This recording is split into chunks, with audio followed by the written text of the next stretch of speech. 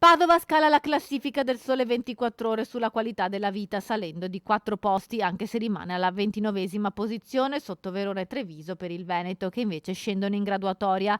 Sergio Giordani, in qualità di sindaco della città e di presidente della provincia, commenta con soddisfazione questo risultato nonostante rimangano delle criticità.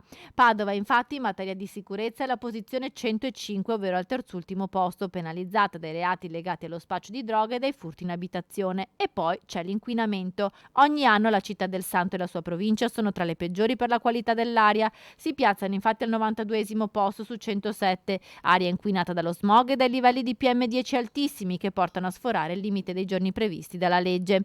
Padova perde posizioni anche in tema di salute, la provincia infatti che ha registrato moltissimi casi di Covid e si piazza al 98esimo posto, e poi per la scarsità di medici di medicina generale.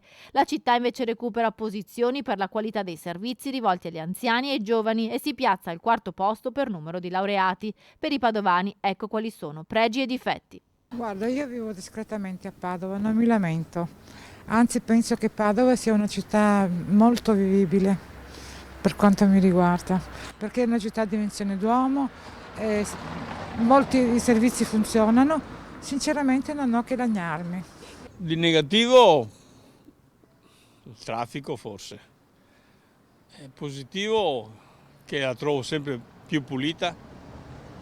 Se tu vai in centro guardi per terra è pulitissima rispetto ad altre città. Purtroppo è un po' penalizzata perché secondo me non è ben curata, però sta di fatto che ci sono belle strutture per i giovani, tipo l'orto botanico, l'università, molte aule studio, c'è ancora molto verde, che secondo me è una cosa che è da curare, però ci sono ancora molte case un po' abbandonate, secondo me questo bisognerebbe metterci le mani se possibile e magari riqualificare l'ambiente, quello sì.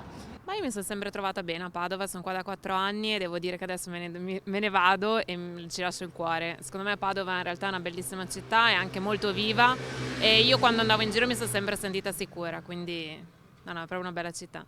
Io bene perché sto a Ponte San Nicolò. Io direi che è bene, bene. Si può migliorare per traffico, parcheggi molto.